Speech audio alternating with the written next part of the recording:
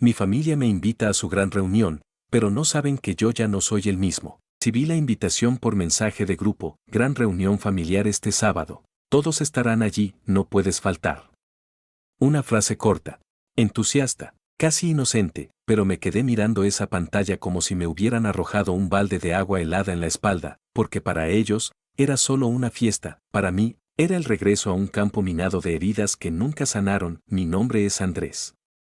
Tengo 29 años, y si te dijera que crecí en una familia amorosa, estaría mintiendo. Crecí en una familia ruidosa, llena de chistes pesados, comparaciones constantes y ese veneno disfrazado de solo te estamos diciendo la verdad. Mi padre era el juez, mi madre, la espectadora que sonreía para que todo pareciera normal, y mis hermanos. Ellos aprendieron que el que se burla primero, no es el blanco, así que lo fui yo. Durante años, intenté encajar, ser más fuerte, más listo, más como ellos querían, pero siempre faltaba algo, siempre era muy sensible, muy raro, muy emocional. Cuando cumplí 24, decidí cambiar de carrera, dejé ingeniería para estudiar música, no porque fuera fácil, sino porque era lo único que me hacía sentir vivo. La reacción de mi familia, un desastre. ¿Y cómo vas a comer?, me dijo mi padre. ¿Ahora vas a tocar en buses? Se burló mi hermano. Mi madre solo suspiró, como si ya estuviera cansada de tener que defenderme. Ese fue el punto de quiebre. No fue una pelea, fue más como una desconexión sutil, como cuando apagas una luz y nadie lo nota, porque en esa habitación ya nadie te veía. Pasaron los años, me gradué, conseguí trabajo como productor, grabé discos, viajé, me gané un pequeño premio nacional. Pero nunca recibí un felicidades, ni una llamada, ni una pregunta sincera sobre cómo iba mi vida, solo silencio, hasta que llegó ese mensaje, la gran reunión, la gran foto familiar, el momento perfecto para fingir que todos éramos una gran familia feliz. Y por primera vez, me pregunté seriamente, ¿vale la pena volver? Solo para seguir sintiéndome invisible, porque a veces, el verdadero conflicto no está en lo que te gritan, sino en todo lo que nunca dijeron. Las familias siempre hablan del valor de estar unidos, pero nadie te dice qué hacer cuando esa unión solo existe para los cumpleaños y las fotos bonitas, y el resto del tiempo, eres el que nadie menciona, el que no encaja, el que está raro. Después de ese mensaje sobre la reunión, me quedé en silencio toda la noche. Le conté a mi novia, ¿y vas a ir?, me preguntó, sin juicio, solo con esa mirada suave que ella tiene cuando sabe que algo me duele más de lo que quiero admitir. No sé, le dije, y era verdad. Una parte de mí quería que alguien me abrazara. Quería ser parte, quería volver a sentir que tenía un lugar, pero otra parte, la que aprendió a construir paredes para no romperse más, sabía que ir sería un error. Mi infancia no fue horrible, no me pegaron, no me encerraron. Fue peor, fueron los silencios cuando lloraba, las miradas que decían, no seas dramático, las veces que me comparaban con mis hermanos y siempre salía perdiendo. Mi hermano mayor era el exitoso, el del medio, el gracioso, yo, el sensible, el que escribía canciones en lugar de patear balones. Una vez, en una Navidad, les compuse una canción, tenía 13 años, la canté con el corazón, todos aplaudieron por compromiso. Mi padre se acercó y dijo, ¿y eso era? Yo pensé que ibas a hacer algo de verdad. Yo seguí sonriendo. Esa noche rompí mi cuaderno de letras, tardé 3 años en volver a escribir algo. A veces, la ausencia no se mide en kilómetros, sino en la distancia emocional. Y aunque ellos estén a unas calles de mi casa, nunca me he sentido más lejos. Por eso, cada vez que pienso en ir a esa reunión, me pregunto, ¿para qué? ¿Para sentarme a fingir? ¿Para sonreír en fotos con gente que no me conoce realmente? ¿O para sentir otra vez que nunca fui suficiente? Y, aunque duela, lo estoy empezando a aceptar. No todo lo que se llama familia te cuida como tal. Los que no han pasado por esto no entienden, pero es tu familia. Te dicen, como si esa palabra borrara el dolor, como si fuera suficiente argumento para aguantar lo que sea, como si tener tu mismo apellido les diera derecho a herirte sin consecuencias, pero no. No es tan simple. El día que decidí que no iría a la reunión, me sentí culpable, sentí esa presión invisible que arrastras desde niño, esa voz que dice, no hagas olas, no seas el problema, pero esta vez, algo en mí cambió. Ya no quería seguir encajando en una silla donde nunca me sentí bienvenido. Recordé un cumpleaños de mi hermano, yo tenía 26, el 30 de enero la mesa, todos reían, y de pronto, alguien dijo, ¿y Andrés? Todavía vive de su guitarrita, risas. Mi padre se sumó, pues si no le da para comprarse zapatos nuevos, al menos que cante bien. Nadie me miró, nadie pensó que esas bromas, que parecían pequeñas, eran piedras que yo cargaba desde hace años, porque cuando las bromas siempre son sobre ti, ya no son bromas, son puñales dulces. Me fui de esa fiesta antes del postre, dije que tenía trabajo, pero la verdad es que lloré en el auto por media hora, y no fue solo por la burla, fue porque entendí que ellos no iban a cambiar, que lo mío nunca les pareció valioso, que el cariño, en esa familia, se ganaba a golpes, chistes pesados y logros que pudieran colgarse en la sala. Mi premio, mis discos, mis proyectos, nunca colgaron en ninguna pared. Por eso, cuando vi el mensaje de la reunión con emojis de corazones y exclamaciones, sentí rabia, no por la invitación, sino porque parecía que estaban seguros de que iría, como si mi presencia fuera obvia, como si mi ausencia no tuviera historia, pero la tiene, una historia que ellos nunca quisieron escuchar, y que yo, por primera vez, estoy listo para contar. Días antes de la reunión, mi teléfono no paraba, mensajes en el grupo familiar, memes, fotos viejas, audios de mis tías, hasta mandaron una imagen de la casa decorada con globos, y la leyenda, todos juntos otra vez corazón rojo y yo, desde la cama, viendo la pantalla con el estómago apretado, todos no me incluía. No realmente, porque estar físicamente no es lo mismo que ser bienvenido, y yo no había sido bienvenido en años. Llamé a mi madre, tenía que escucharla, quizás parte de mí todavía esperaba una palabra diferente. Hola, hijo. ¿Ya compraste el regalo para tu papá? No voy a ir, mamá, como que no vas a ir, no me siento cómodo. No quiero estar ahí, Andrés. Siempre tan complicado. Solo ven, sonríe un rato, es una tarde. No hagas drama, como si cuidar de mi salud mental fuera un acto caprichoso, como si tuviera que sacrificar mi paz solo para mantener contentos a los demás. Ese día, colgué sintiéndome un niño otra vez. No un hombre de 29 años, con vida propia, logros y un camino hecho a pulso, un niño, invisible, incómodo, como si su presencia arruinara la foto familiar. Tuve una conversación con mi psicóloga 2 días antes de la reunión. ¿Qué pasa si no vas? Se van a molestar. ¿Y qué pasa si sí vas? Me voy a sentir mal. Entonces, ¿cuál de esas dos consecuencias estás dispuesto a sostener? Fue una pregunta tan simple y tan poderosa. La noche previa al evento, soñé con la vieja mesa del comedor, todos estaban ahí. Mis hermanos riendo. Mi padre sirviendo vino, yo entraba, pero mi silla estaba ocupada, y nadie se movía, nadie la desocupaba, solo me decían, ¿y tú? ¿Qué haces aquí? Me desperté empapado en sudor, porque esa era la verdad, no necesitaba otra metáfora, nunca sentí que tuviera un lugar. El día de la reunión, me fui a caminar, sin destino, solo con música y pensamientos. Pasé por una calle donde vendían discos de vinilo, entré, compré uno de Silvio Rodríguez, mi padre lo detesta, yo lo amo, quizás por eso lo compré, un acto mínimo de rebeldía. Luego me senté en un parque. Había una familia haciendo picnic, una niña tocaba el ukelele y su padre la aplaudía, y me quebré, lloré, sin poder contenerme, por esa niña, por su libertad, por su música, por todo lo que yo no tuve, y por todo lo que tuve que construir solo. No fui a la reunión, por primera vez en mi vida. Elegí no estar donde no me sentía querido, y aunque dolió, por dentro, algo también sanó, porque a veces el primer acto de amor propio, es decir no.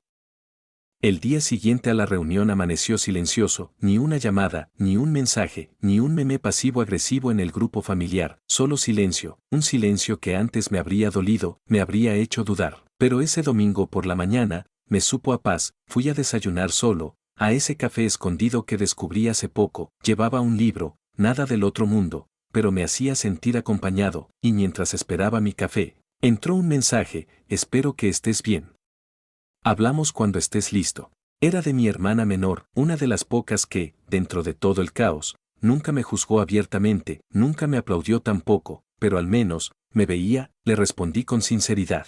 Estoy mejor de lo que he estado en mucho tiempo. Gracias por preguntar. Ese fue el inicio, no de una reconciliación mágica, ni de abrazos de película, pero sí del reconocimiento de que alguien había notado mi ausencia, y a veces, eso es suficiente para abrir una rendija. Esa semana, me llegaron fotos de la reunión, una mesa larga, todos sonrientes, copas alzadas, y en una esquina, una silla vacía. Mi madre me la mandó sin texto, como si fuera una pista, como si dijera, esa era tuya. Pero yo no la vi vacía, la vi libre, libre de la presión, libre del peso de fingir. Esa misma noche, revisé mi correo. Había una propuesta para un proyecto musical en otro país, una colaboración con artistas que admiraba, algo que, en el pasado, habría rechazado por miedo a dejar a la familia. Pero ahora me sentía distinto, como si al soltarles un poco, también me hubiera soltado a mí mismo. Fui a casa de mi madre días después, quería verlos. No por culpa. Por elección, ella abrió la puerta con su voz habitual de control. Así que ahora sí apareces. No vine a disculparme, le dije, directo. Vine a decirte que estoy bien, y que prefiero estar lejos a estar roto. No supo qué responder. Mi padre, desde el sofá, solo murmuró, siempre tan sensible, y ahí fue cuando me di cuenta de que ellos no iban a cambiar, pero yo sí. Yo ya no era el muchacho que agachaba la cabeza, yo era el hombre que podía marcharse, que podía amarse lo suficiente para no mendigar afecto, y aunque dolió, fue liberador, porque no todos los caminos con la familia son de regreso, algunos son de redención, otros, de reconstrucción, y algunos, simplemente se quedan atrás. Volver a esa casa fue como entrar en una cápsula sellada con recuerdos que ya no me pertenecían, la alfombra del pasillo, el reloj que aún colgaba sobre la puerta, el olor a sopa de gallina, todo intacto, todo igual, todo, congelado. Solo yo había cambiado. Esa noche, mientras cenábamos en un silencio incómodo, mi madre hizo el primer comentario. ¿Así que vas a irte otra vez? Sí. ¿No crees que es un poco egoísta? No. Le respondí sin levantar la voz. Egoísta sería quedarme y seguir fingiendo. Ella dejó los cubiertos, mi padre no levantó la mirada, y yo, respiré, no por valentía. Por necesidad. En mi habitación, que ya era cuarto de huéspedes, había una caja con cosas mías, cuadernos de cuando era niño, un cassette con mi voz diciendo que quería ser artista, una camiseta firmada por mi primer mentor. La caja tenía una nota, la letra era de mi madre, nunca entendí tu camino, pero al menos ahora lo respeto. No era una disculpa, tampoco un abrazo, pero era más de lo que había recibido en años. En ese momento, fue suficiente. Al día siguiente, mientras tomaba un taxi al aeropuerto, me llegó otro mensaje. Esta vez de mi tía, la más conservadora. Tu mamá lloró toda la noche. Sé que las cosas no han sido fáciles, pero hiciste lo correcto. Y eso me rompió un poco más, porque por primera vez alguien de ese círculo admitía que mi alejamiento no era un capricho. El vuelo fue largo, pero mi mente iba más lejos. Pensaba en todo lo que había hecho para ser aceptado, en cómo había moldeado mi voz, mis gestos, mi forma de vestir, solo para no incomodar, y en cómo nada de eso sirvió, porque hay familias que no te quieren diferente, te quieren idéntico, clonado, domesticado. En el nuevo país, me recibieron con sonrisas, no por quien había sido, sino por lo que traía ahora. Grabamos el primer tema en un estudio casero, entre amigos que sabían lo que era reinventarse, y por primera vez, mi voz no temblaba, mi letra hablaba de ausencias, de sillas vacías, de heridas abiertas y abrazos que nunca llegaron. Uno de los productores me miró cuando terminamos y dijo, eso es tuyo. Nadie más podría haberlo dicho así, y supe que tenía razón, porque lo que había salido en esa canción no era talento, era supervivencia. Abrí una cuenta nueva en redes, no para ser famoso, sino para decir las cosas que antes me tragaba. Subí un video contando mi historia, sin nombres, sin rencor, solo verdad, y el primer comentario fue, gracias. Sentí que hablabas de mi vida. Luego vinieron cientos, miles, personas que, como yo, habían aprendido a sobrevivir a la familia, no con odio, sino con distancia y amor propio. Un día, recibí un mensaje inesperado de mi hermano mayor. El favorito, el que nunca me defendió. Leí lo que escribiste. No sé cómo pedirte perdón, pero quiero aprender. Y por primera vez, lloré de alivio, porque entendí que no todos entienden al mismo ritmo, y que el amor, a veces, toma caminos largos y torcidos para llegar. La vida en el nuevo país no era perfecta, pero tenía algo que nunca encontré en casa: silencio limpio, no el silencio de los que ignoran, sino el silencio de los que no juzgan. Mi trabajo empezó a fluir, conseguí una pequeña residencia artística, daba talleres los fines de semana, tocaba en bares donde la gente no me conocía, y por eso, me escuchaban. Grabé mi primer EP con las canciones que escribí entre lágrimas y rabia contenida. El título fue claro: ausencias que pesan más que la sangre. No fue viral, no me hice rico, pero cada correo que llegaba diciendo, gracias por ponerle palabras a mi historia, era más valioso que cualquier premio familiar. Y en el fondo, Empecé a entender algo que nunca me habían enseñado en casa: mi valor no depende de lo que mi familia decida ver. En Navidad, muchos esperaban que volviera, pero esta vez, yo tenía otros planes. Una pareja que me entendía sin necesidad de explicaciones, amigos que sabían cómo contener sin invadir, un pequeño grupo de personas que había elegido. Hice mi propia cena, puse música suave, y antes de dormir, escribí esto en mi diario: hoy no me dolió no estar con ellos. Hoy no me sentí solo. Eso era un milagro personal, porque durante años creí que la soledad era el castigo por no encajar, pero aprendí que la verdadera soledad no es estar lejos, sino estar rodeado y sentirte invisible. Con el paso de los meses, mis padres comenzaron a escribir más seguido. No eran textos cargados de culpa, pero sí tenían otra textura. Mi mamá me mandaba fotos de sus plantas, mi papá noticias que pensaba que me interesaban. Era como si por fin hubieran entendido que yo no iba a volver a ser el hijo que querían, pero tal vez podían aprender a querer al que soy. Una tarde, recibí una videollamada inesperada. Era mi padre. Temblaba un poco la imagen, él tragó saliva antes de hablar. Vi tu entrevista en ese canal. Lo hiciste bien. No sabía qué decir. ¿Te gustó la música? Le pregunté. No la entiendo del todo, pero sé que eso eres tú. Y eso ya es suficiente. Ese fue el primer momento en que sentí una grieta real en su armadura emocional. No era una disculpa, pero era aceptación. Y con eso, yo podía construir algo, tal vez no una relación perfecta, pero sí un puente, uno donde cada uno camina desde su extremo, sin exigirse cambiar de piel. Empecé a escribir sobre mi experiencia. No solo en canciones, sino en un libro, algo que pudiera quedar para quienes, como yo, fueron rechazados por simplemente ser. En el prólogo puse: a todos los que alguna vez se fueron de casa sin tener a dónde ir, pero sabiendo que quedarse les rompía el alma. Ya no buscaba aplausos, ya no mendigaba validación, ahora solo quería ser, y que mi existencia, por fin, me perteneciera. La siguiente reunión familiar fue anunciada como siempre: una cadena de mensajes en WhatsApp, seguida de una imagen con tipografía chillona que decía: la familia lo es todo. Y debajo, los nombres de todos, menos el mío. No fue un error, fue su manera de decir: si no vienes, no existes. Pero esta vez, no dolió, porque esa frase dejó de tener poder sobre mí, porque yo ya no medía mi identidad por estar incluido en sus fotos, porque, por primera vez en mi vida, mi valor no dependía de una silla ocupada en una reunión. Ese día, en vez de ir, me subí a un tren, me fui a un pueblo pequeño donde daban un festival de arte independiente, lejos del bullicio. Cerca de mí tocaba en un escenario improvisado, frente a 20 personas. Algunas lloraban, otras simplemente escuchaban con los ojos cerrados, y en medio de una canción, vi a una mujer joven al fondo del público. Lloraba en silencio. Al terminar, se me acercó: gracias. Me hiciste sentir menos sola. ¿Por qué?, le pregunté. Mi familia también me hizo sentir como un error. Nos abrazamos sin decir nada más, y entendí algo que me acompañará toda la vida: la familia no siempre es la que te cría. A veces, la familia se encuentra en quien reconoce tu dolor sin explicaciones. Mi padre me llamó una semana después: escuché que no fuiste porque no te incluimos. No fui porque ya no me hace bien. Pensé que era por rencor. No.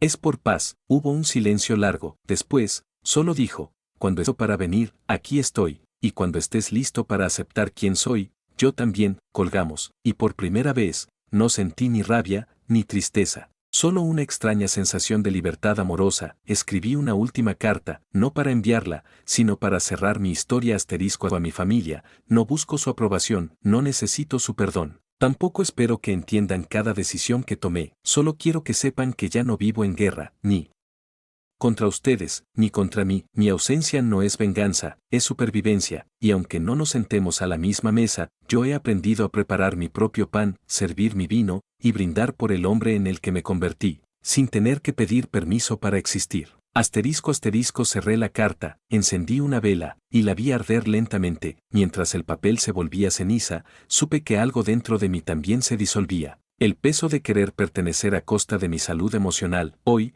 vivo lejos, pero no solo en distancia, sino en perspectiva. Ya no intento encajar en un molde, ahora construyo mi propia forma, con piezas rotas, sí, pero mías. Y si me preguntan por qué no fui a la reunión familiar, la respuesta es simple: porque esta vez, me elegí a mí. Te han hecho sentir que no perteneces ni siquiera con tu propia familia, Esta historia podría ser también la tuya. Suscríbete para más historias reales que sanan, duelen y liberan.